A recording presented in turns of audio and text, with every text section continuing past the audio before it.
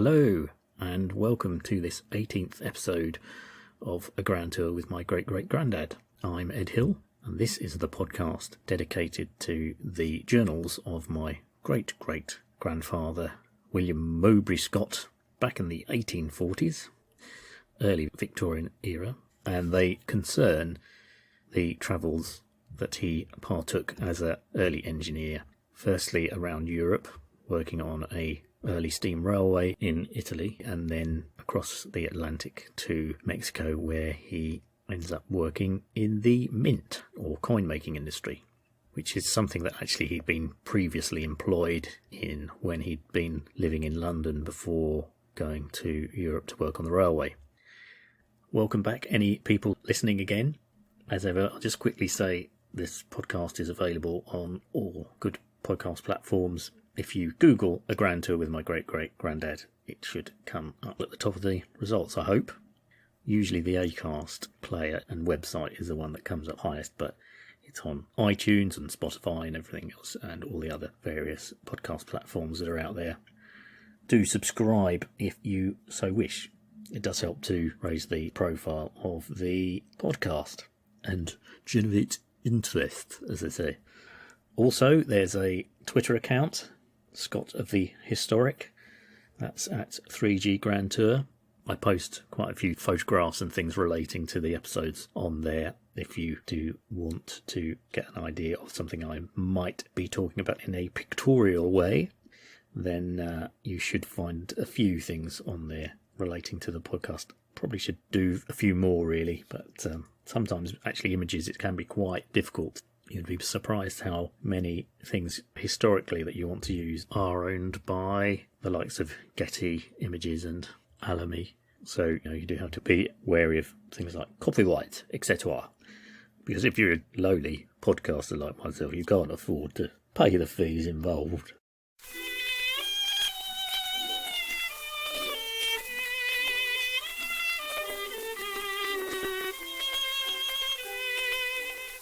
Poor podcasters. He collapsed at the microphone. Starved he was. Chained to that microphone. Working on it for years. Sorry, I have strayed beyond what I was going to talk about. I was talking about the Twitter account, of course, Scott of the Historic. But there's also a Facebook page that's at Grand Tour with my great-great-granddad. And there is a Mastodon account as well, which is GG Grand Tour. And that's at Scotted at universedon.com. Hopefully you can enjoy this next episode. William's basically continuing his sightseeing around the centre of Milan, going around all the various buildings, palazzos, churches and theatres in this one particularly. Actually, that reminds me that on the last episode I was talking about palazzos being kind of not actual palaces, which I probably should have looked up the actual word palazzo, because in a way it is a style of architecture that, as I was saying, represents grand buildings in the centre of cities, but not as we would normally identify as a palace in terms of, a king or queen living in a palace. So William is continuing this sightseeing. I have featured quite a bit on the theatres here. I don't know really why, but he mentions them quite a bit. He obviously did attend some performances, but I don't think certainly early on his Italian probably wouldn't have been great.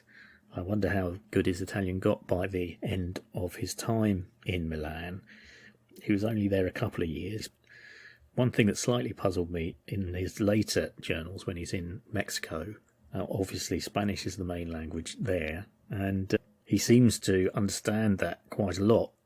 Or the things that he translates, I don't know quite to what extent he is translating stuff, or whether he's actually seeing stuff that has already been translated into English, particularly when he's talking about newspaper accounts. I don't know if newspapers were printed in a kind of bilingual way at that time, because certainly some of these are very long passages that he takes from the newspapers.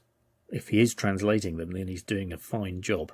Again, if you're tuning in, thanks for the support, and do tell friends and family and people who might be interested in history about the podcast and about family history as well to some degree, because it is in some way enlightening to me to see William's character, and obviously he does have a propensity to use words and write English, and perhaps that's where I've inherited it from a little bit, boring people in print.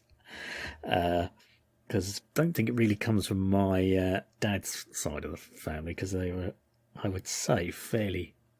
Well, they could chat a bit, but I don't know. My dad was quite taciturn. Interesting, isn't it? I hope you enjoy this next episode. It starts with William basically continuing on, walking around the various piazzas. I think the first one is the Palazzo de Brera, which is still there, I think. Obviously, a lot of names and architecture has changed since William's time. I think this is an interesting episode. As I continue doing it, it's kind of got more and more quirky with some of the people and characters involved. So I hope you enjoy.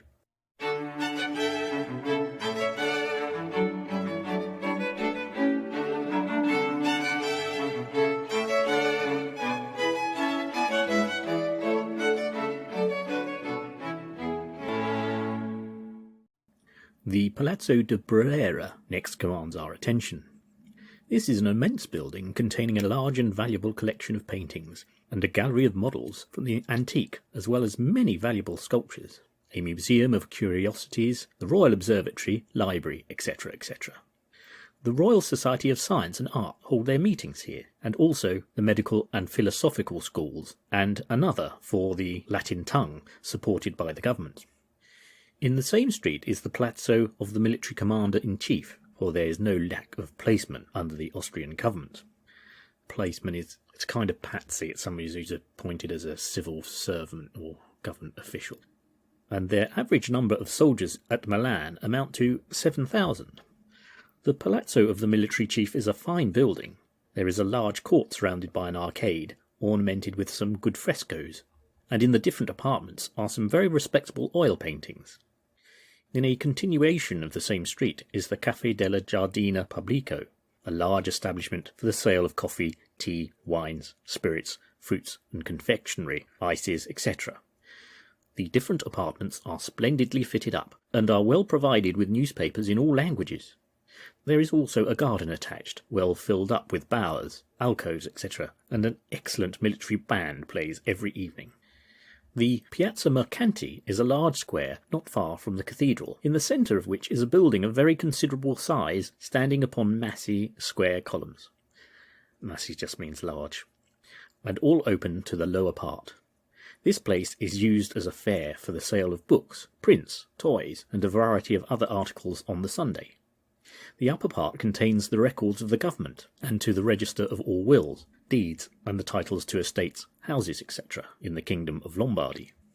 On one side of the square is the Borsa, or exchange, for mercantile business and transactions in the funds. There is a fine tower to the building containing an excellent clock that strikes the hours and quarters.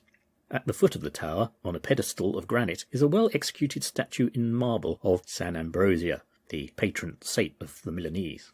It's St. Ambrose. On the opposite side of the principal Corpo di Guardia, with two small cannon mounted in front, and along the same side are some ancient buildings, the fronts of which are decorated with some curious and quaint sculptures, apparently of the Middle Ages. Indeed, the whole appearance of the Piazza Mercanti reminds the spectator forcibly of the Middle Ages. There is something so stiff, formal, and quaint about every part of it. I will just mention at this point that the Piazza Mercanti is in fact a medieval piazza. So when William says it reminds one so much of the Middle Ages, that's because it was built in the Middle Ages. In fact, during medieval times, it was really the centre of Milan in terms of the administrative elements of the city. And the four main palazzos that surround it were all administrative buildings of medieval Milan. Perhaps the most important one was the Palazzo del Ragione. That was what they call a breletto, which was, I suppose, a kind of parliament or assembly where important dukes and noblemen would meet in a sort of democratic assembly, I suppose you'd call it. And they also held trials there. And I suppose it comes back to the mercantile thing and being a merchant's area. There's a thing they describe as a pit in there. I mean, it's really a kind of circular stone thing. It looks a bit like a well in a way, but with two big classical columns and a pediment above that rest on top of it. And this was called the Pietra dei Falliti, or Stone of Failures. And apparently, if you were found guilty of being bankrupt in medieval Milan, as a penance, you had to stand on this, or sit, I suppose, stand, kneel, I don't know, on this pit or stone and have your bare bottom exposed to the public. Relatively harmless way of getting off being bankrupt, I imagine, than it would be these days in terms of the financial penalties that bankruptcy incurs. But if you were found bankrupt in medieval Milan, then you had to expose your bare bottom. The Piazza del Duomo is a large open space immediately on the west front of the cathedral. On one side runs a covered arcade, composed chiefly of jewellers and toy shops, dealers in curiosities, and all kinds of knickknacks and fancy articles. On one side of the piazza is the Teatro for the performance of French plays.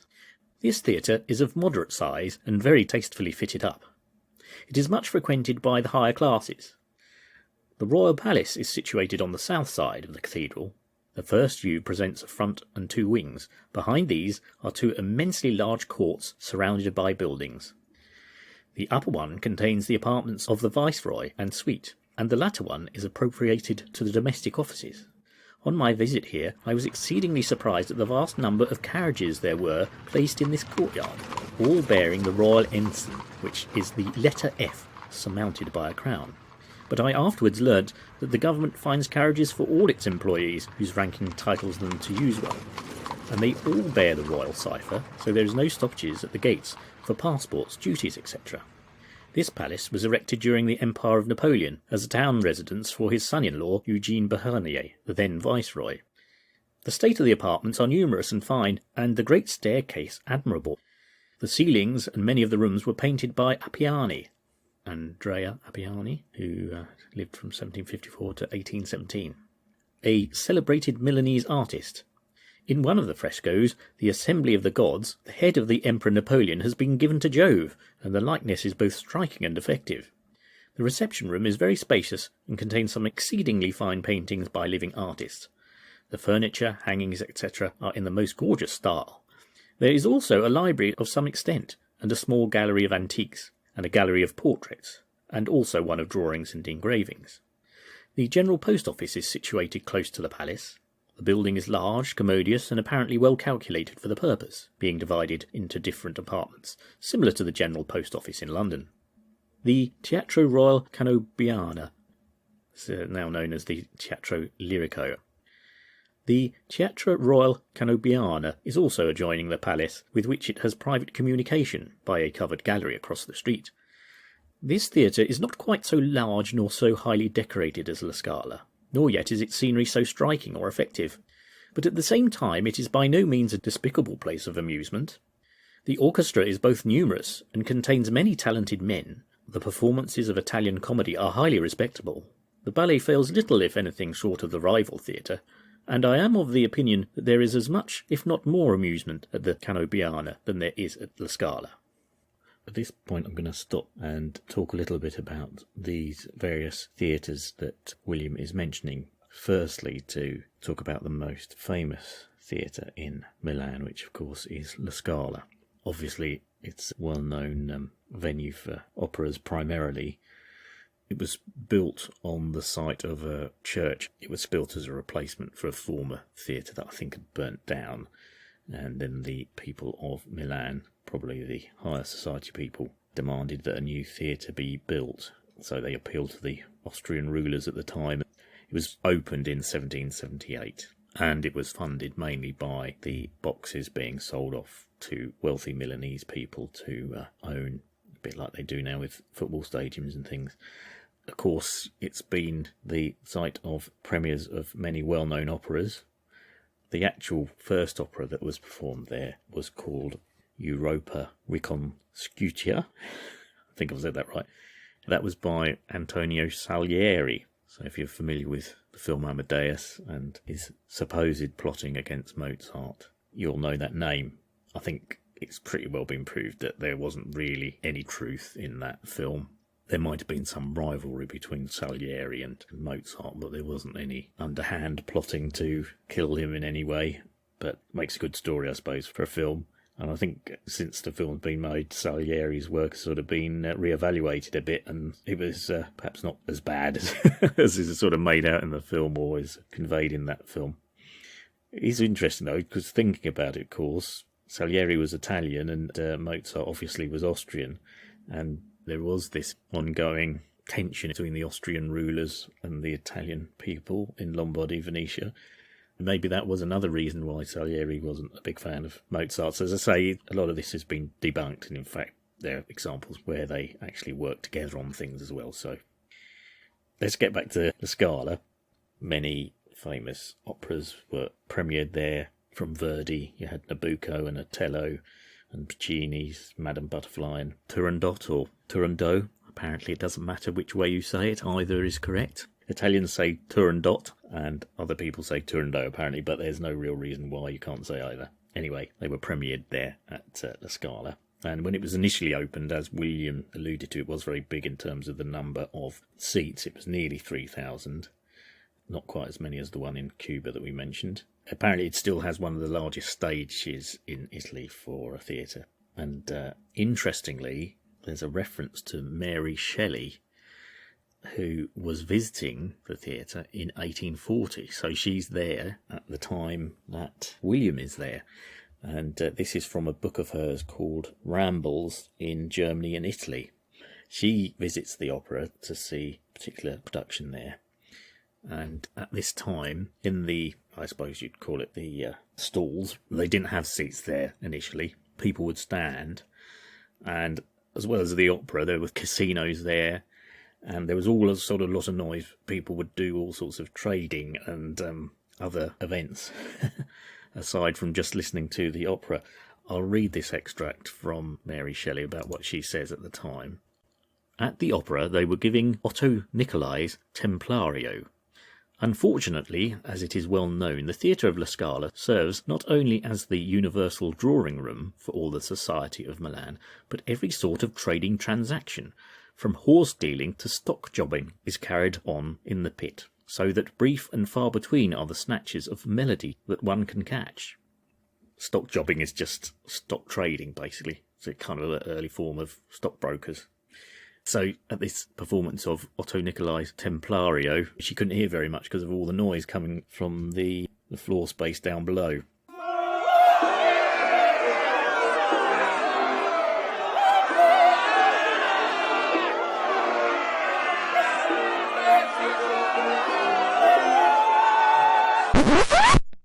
I didn't know anything about this book of Mary Shelley's. It's called Ramblings in Germany and Italy.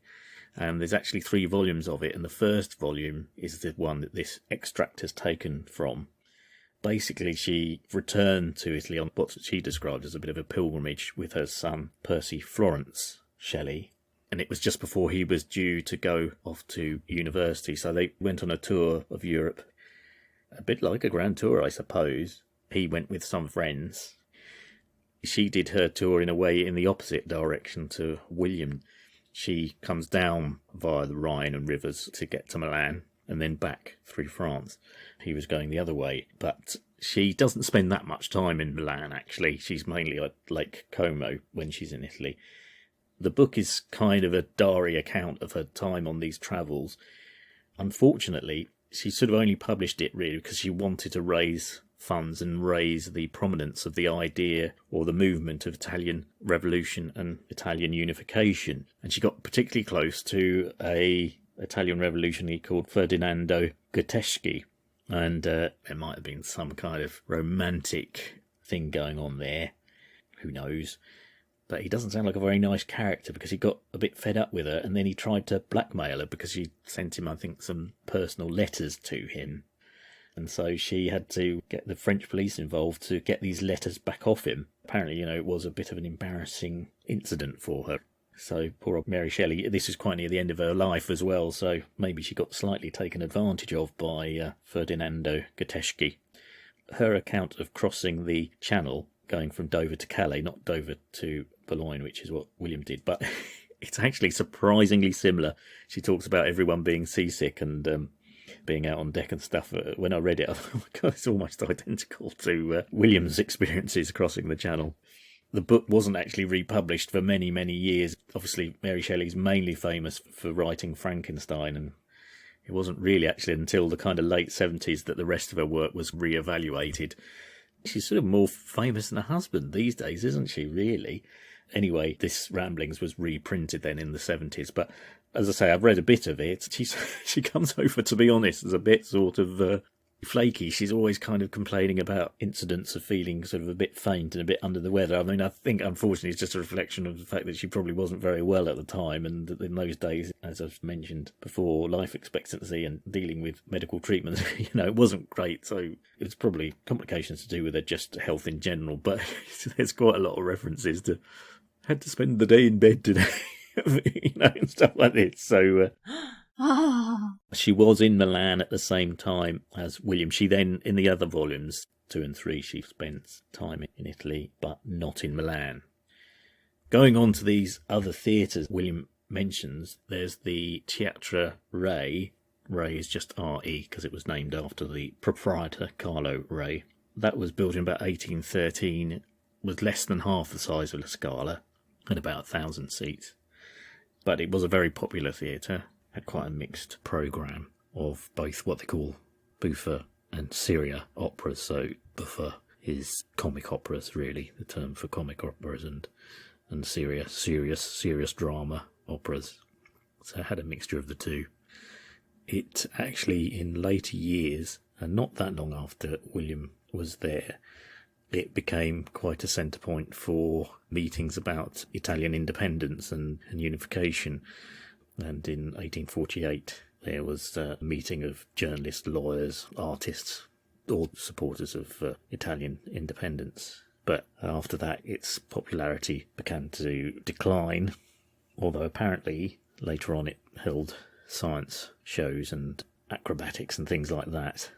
In 1866, a correspondent for the musical world wrote, "The only respectable theatre available in Milan is the Teatro Re, and this is so small that there is never any chance of obtaining a seat unless you are there at the time the doors are opened." Despite this, it did gradually decline in popularity, and it was finally demolished in 1879. Now, the other theatre that William mentions is this one, which he calls the Teatro alla Canobbiano. That's now generally known as the Teatro Lirico, and it is still there. It was actually built almost in tandem with La Scala, and in fact, when La Scala and the Teatro alla Canobbiano were built, it was almost like La Scala was for the higher echelons of society to go and have their entertainment in, and the Teatro alla Canobbiano was more for the general public. Again, like all these theatres, actually, quite a lot of them had famous opening nights of now well-known operas. The Teatro Lirico, as it's now known, it's sort of had a mixed history, I think you'd describe it as.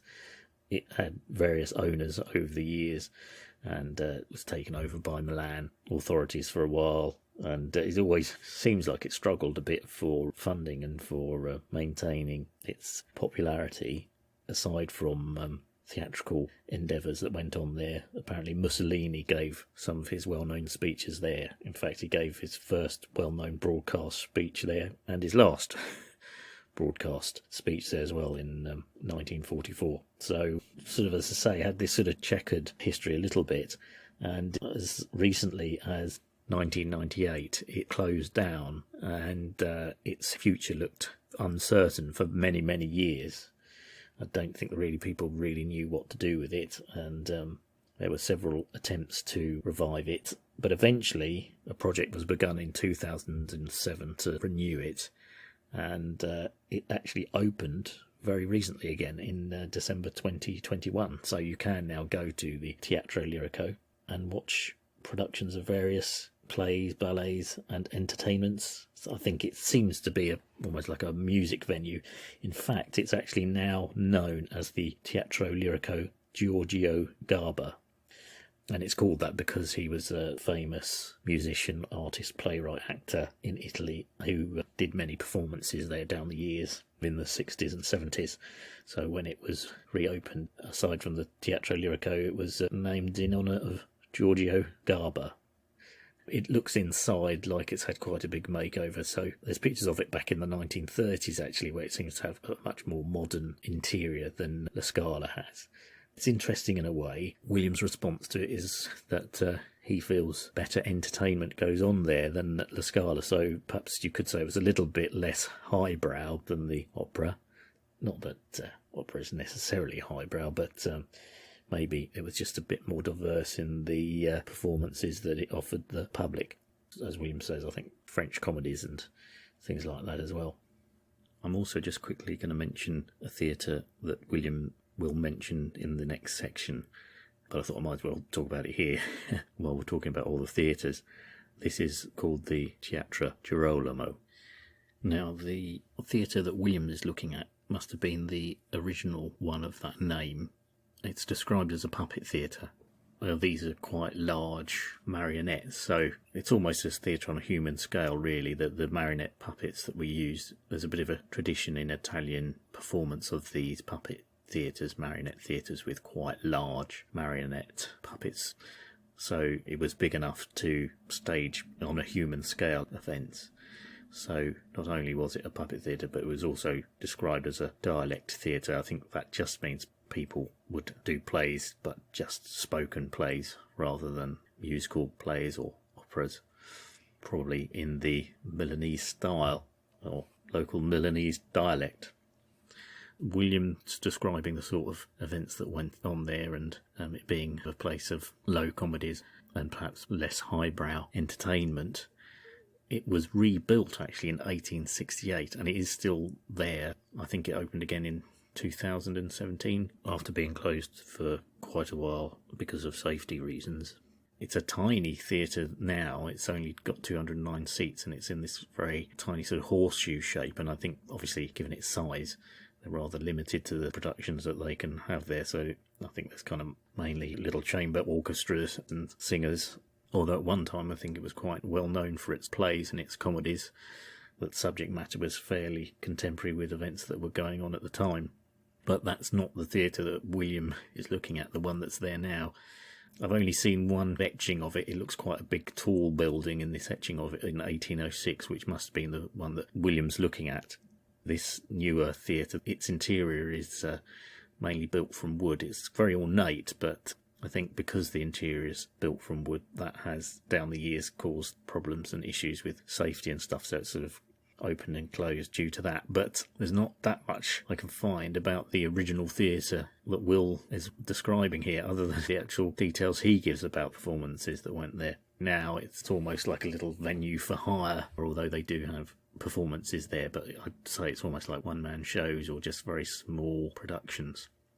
But that is the Teatro Girolamo, and it was named, or it was originally run by a famous puppeteer in Milan called Giuseppe Fiando. So that is the theatres that were around at the time when William is in Milan.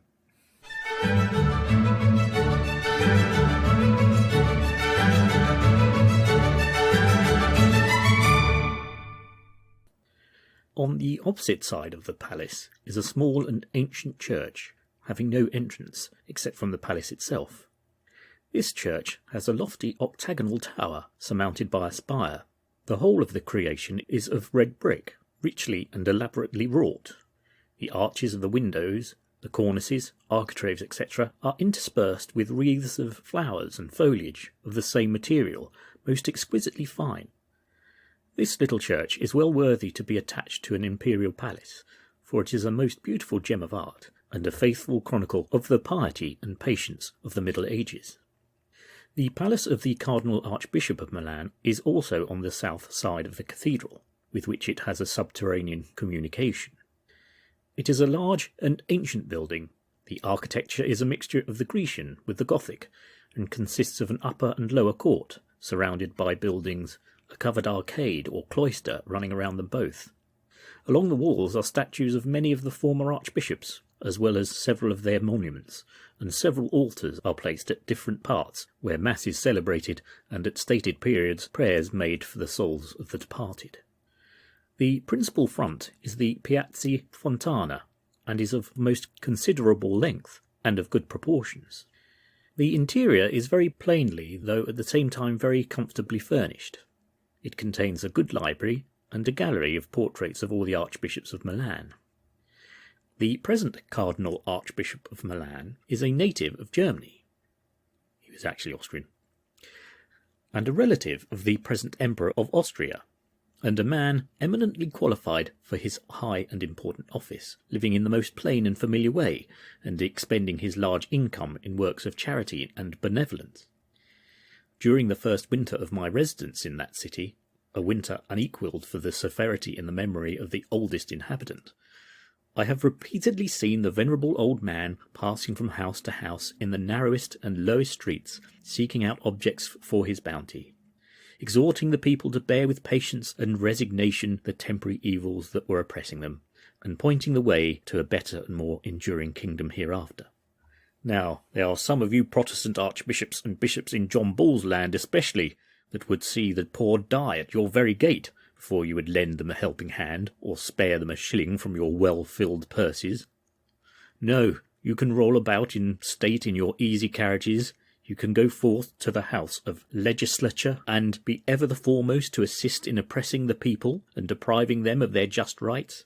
Now you, Charles James Lord Bishop of London, Charles James Blomfield, and you, fiery Turnbull, Lord Bishop of Exeter, that extort your thousands and tens of thousands from the pockets of what one of your body was pleased to term the swinish multitude, would you leave your beds of down to read prayers at that hour of 5 on a cold morning in winter, or would you rise from it at midnight to administer comfort and consolation to the poor and dying sinner, or enter the dwellings of the wicked and profligate to warn them of the evil of their ways and furnish them with the means of adopting a more proper course of life? No, I think you would answer, if hard pressed upon the subject, that you kept chaplains to do that for you, some poor half-starved creature on a pittance of £50 a year.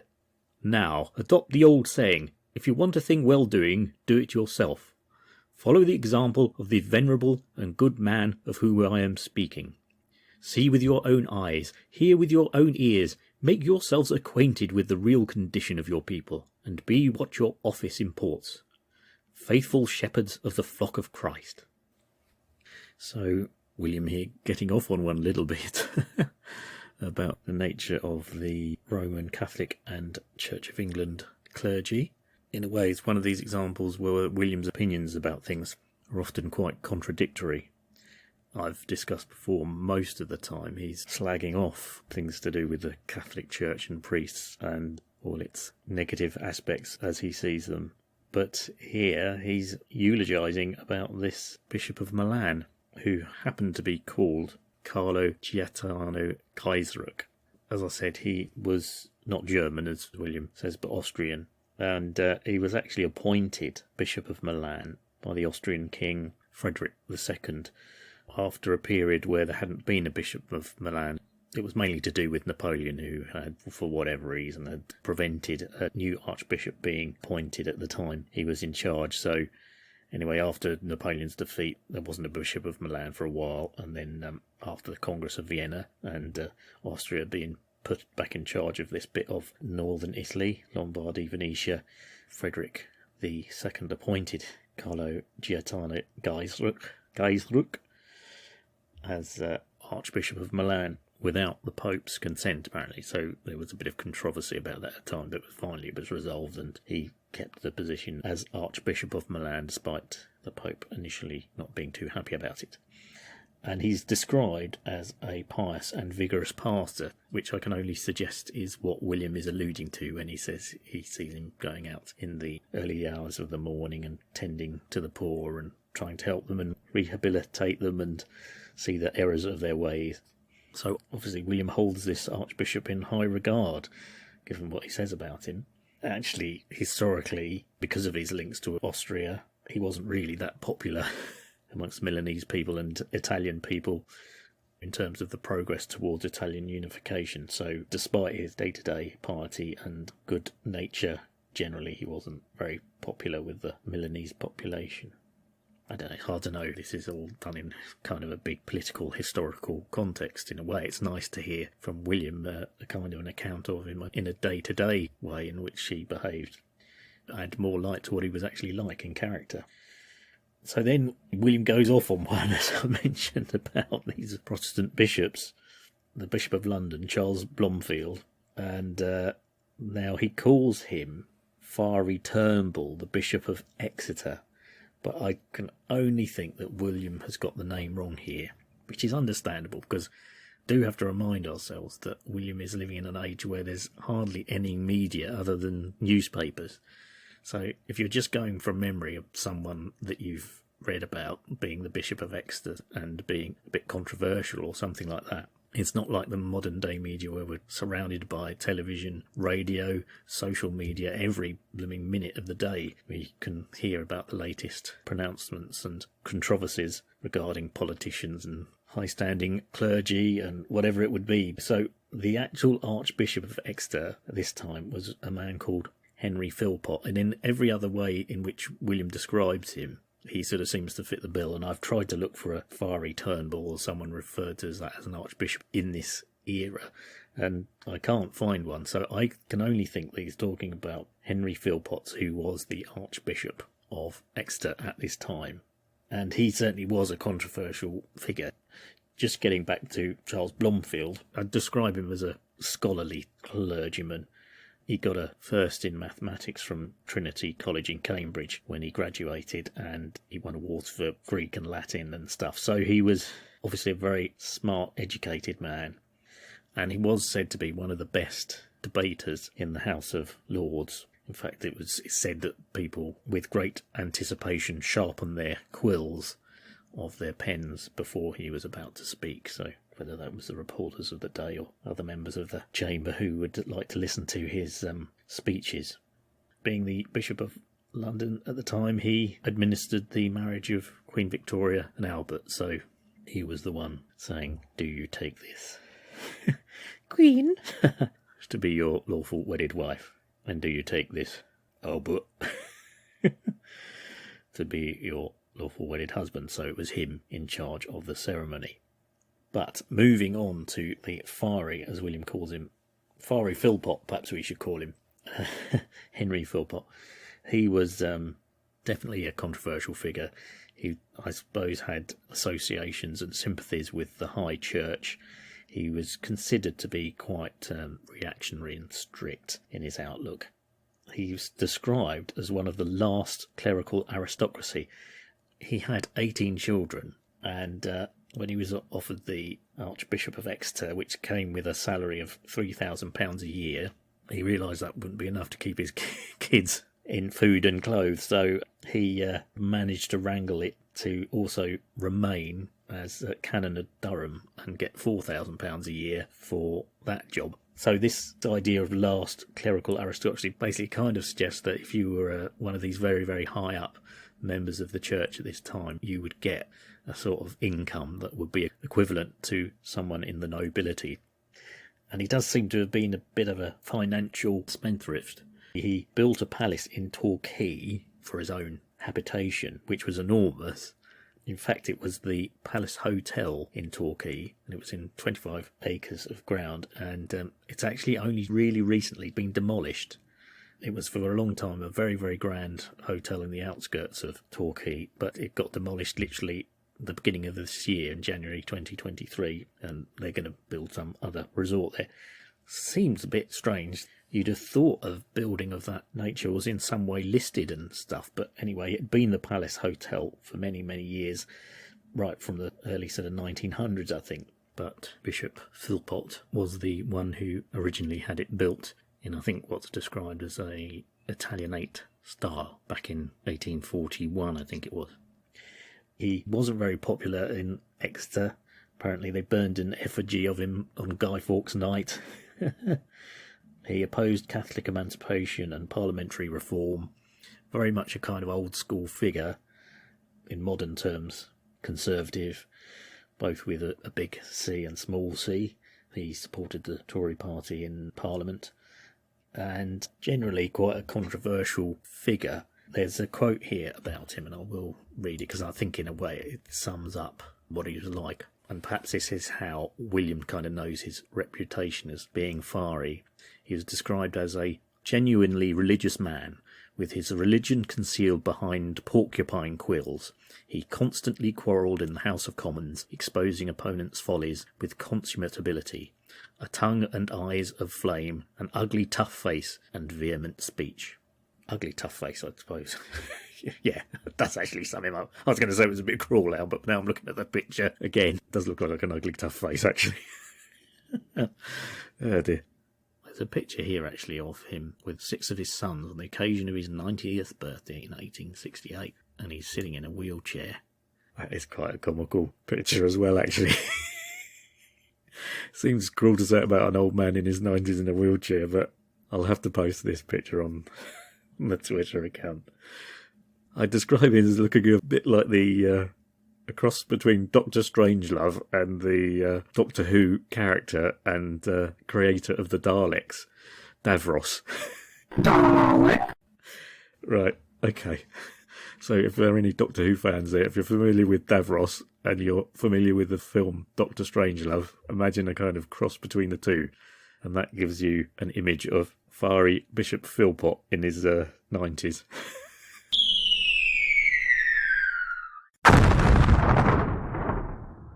Like all these things, it's simplistic to say he was completely mean, the Bishop of Exeter. There were causes with which he aligned himself, which were obviously worthy. Ironically, William mentions this thing about these bishops having minions, poor clergy, to do this work of going out and seeing the poor. And then he says on a pittance of £50 a year. Well, interestingly enough, one of the things that Henry Philpott's campaigned for was the lower clergy, as it were, be paid a minimum of £50 a year. So that was kind of him, wasn't it, on his at least £7,000 a year, and probably a lot more, given there's all these other ways that these high archbishops and clergymen made money and got income, all these various stipends and contributions, and I mean, the whole thing just seems a bit of a religious gravy train if you were high enough up in it to earn the money. But yeah, if you were a poor lowly clergyman and preacher, you were lucky to get £50 a year, which it's hard to judge now because obviously William considers that a pittance. So it's kind of interesting to get an idea of what an average wage might have been and what was considered a lot and what wasn't. William doesn't discuss too much his own financial situation, so I wonder what William was on. Just another quick quote here about the Bishop of Exeter, Henry Philpotts. He was well known for using litigation to achieve his aims and was an earnest administrator, for example, fighting hard to raise the minimum salary for curates in his diocese to £50, seeking to increase the rights of the poor under the Poor Laws and to ease the plight of children employed in coal mines and as chimney sweeps. So he wasn't all bad.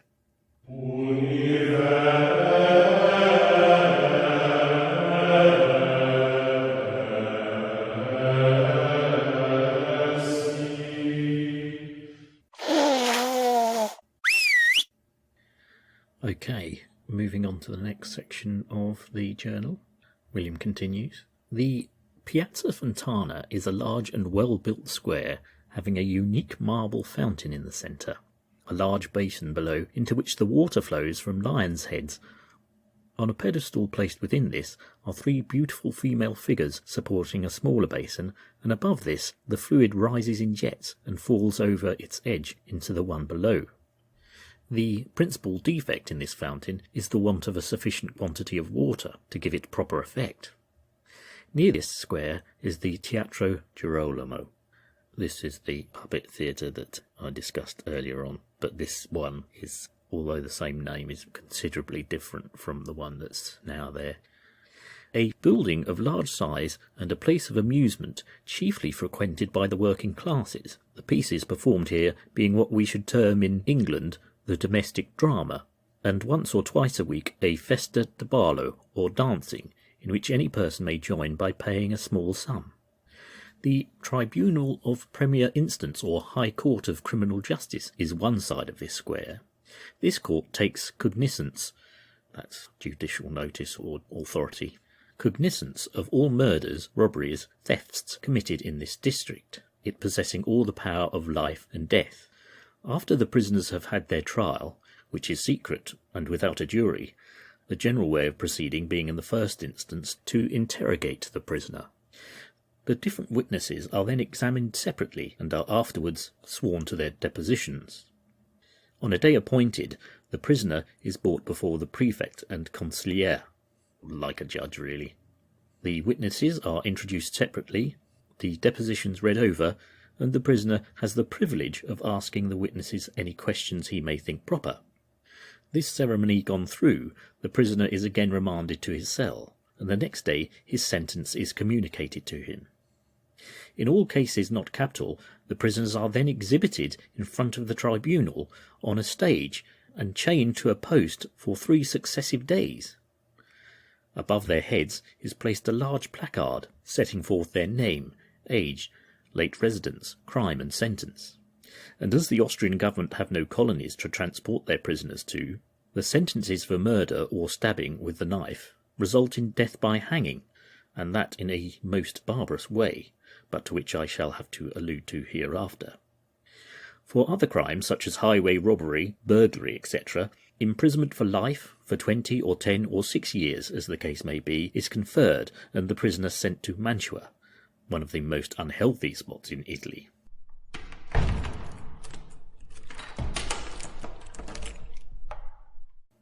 There was a prison in Mantua. Actually, Mantua was made Italian City of Culture in 2016, so it must have improved a bit since then. Furthermore, newspapers in this country never publish anything about murders, robberies, etc., and the proceedings of the tribunal are secret.